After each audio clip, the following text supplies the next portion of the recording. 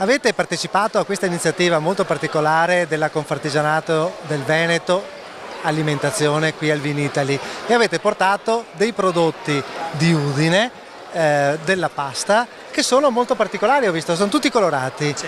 È una nicchia vostra e viene dalla tradizione di Udine? No, non viene dalla nostra tradizione, in quanto il nostro è un pastificio che è nato abbastanza recente rispetto a quelli che è il canone di vita media dei pastifici. Noi siamo nati nel 96, col 2004 effettivamente siamo diventati un pastificio a tutti gli effetti.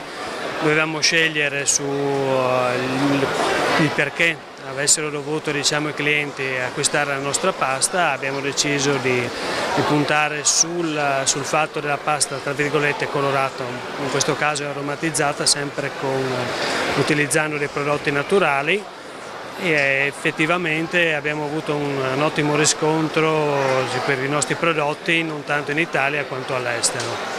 E le caratteristiche di questa pasta quali sono? Noi produciamo pasta utilizzando il sistema tradizionale, quindi bassa temperatura di produzione, anche di essiccazione, basse pressioni di essiccazione.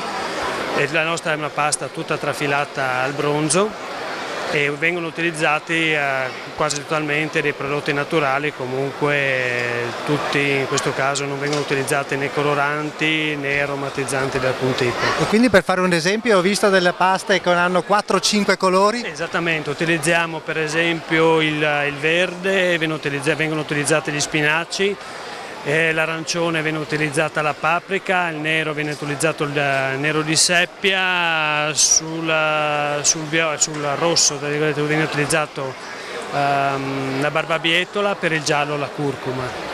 Ho capito. E all'estero viene venduta molto bene, diceva. In Italia com'è stato?